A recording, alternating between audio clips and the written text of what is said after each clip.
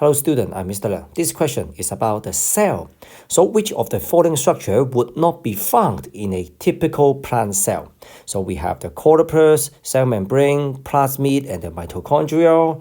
And then for the concept checking, it requires to recall the organelles in a typical plant cell, and it also asks us to compare the plant cell and the bacterial cell. So let's take a look at the answer A, B, D, cauloplast, cell membrane, and the mitochondria. So all of them, we can find them in the plant cells. And also for cell membrane, we can find it in the animal cell and the plant cell as well, and even in the bacteria cell. So for these three organelles or three structures, we can know that their particular structure. So maybe next time, for the possible question variation, it can ask you the function of the particular organelles and the structure.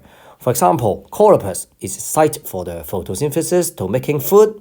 For the plant itself, cell membrane, common in the animal cell, plant cell, and also the bacterial cells. It is the differentially permeable membrane. It allows something to go in or go out of the cell. And it also contains the channel protein, carrier protein for the cellular transport. There's several functions of it. And for the mitochondrion, they are the site for the aerobic respiration. So for the answer, which is the option C, plasmid. So what is plasmid? Plasmid is the small ring of the extra chromosomal DNA found naturally in the bacteria. It is the bacteria chromosome, and for the plasmid, they are the extra chromosomal DNA ring. So this time it just asks you to identify the plasmid, and next time it may ask you the role of the plasmid in the recombinant DNA technology. So in this technology, a DNA fragment containing a gene of interest is inserted to another DNA molecule called a vector. So a commonly used vector is plasmid, which is used as the carrier to transfer the gene of the interest into the whole cells.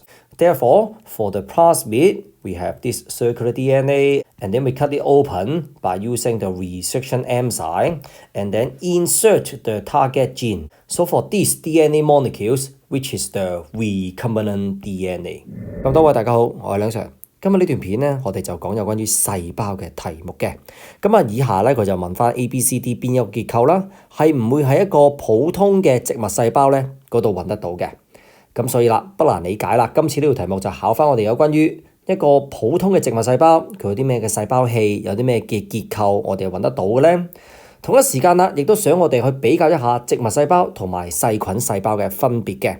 咁而家啦，見到 A、B、C、D 有葉綠體啦、細胞膜啦同埋線粒體。咁喺我哋最基礎嘅概念嚟講啦，呢三者嘅結構咧都係一個植物細胞，甚至乎啦細胞膜啦就動植物細胞都擁有嘅。咁呢一部分咧就講係一個題型變奏咯。咁今次呢個題目啦就問下有啲咩嘅結構喺個植物細胞度存在。然後就反轉就問下啦，邊一個係唔存在係咪？咁下次啦，咪就直白啲咯。喂，呢啲咁樣嘅細胞器咧結構咧有咩嘅功用啦？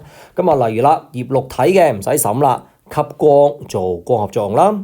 而例如細胞膜咧，就動植物細胞都有啦，甚至乎細菌自己都有嘅。咁佢哋有咩嘅功用啊？佢咧就係有一個差異透性嘅特質嘅，咁啊容許有啲嘢可以過，有啲嘢唔俾過，又或者啦細胞膜咧就有嗰啲咁樣嘅載體啊、通道啊嘅蛋白質，咁容許一啲物質去進出個細胞啦。而線粒體啦就係容許個植物細胞咧或者動物嘅細胞啦去進行一個需氧嘅呼吸作用嘅。咁啊呢三者啦。植物細胞係擁有嘅，咁啊唯獨就係 C 質粒就係我哋嘅答案啦。咁質粒係咩嚟嘅咧？就係喺細菌嘅細胞當中，佢嘅細菌嘅染色體以外嘅一啲遺傳物質，即係呢啲綠色嘅圈圈啦。咁今次啦就齋問下呢個結構啦，咁下次啦就梗係問下，喂呢個質粒咧係一個基因重組嘅科技當中有啲咩嘅角色咧？咁就借呢個機會咧溫一溫書咯。喺基因重組科技當中咧，我哋有一啲目標嘅基因嘅片段啦 ，DNA 嘅片段啦，咁我哋就將佢插入去另一個嘅 DNA 嘅分子當中。咁呢個 DNA 嘅分子咧，我哋叫 vector， 一個媒介。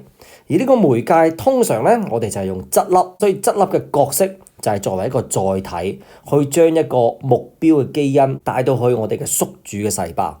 咁我哋以前去學嘅咪就係一個 plasmid 一個圈圈，咁我哋就將佢去剪開佢，然後啦就將合翻一個目標嘅基因合翻去，咁呢一個組合咗嘅基因咧，我哋就叫做 recombinant DNA 重組基因啦，係咪？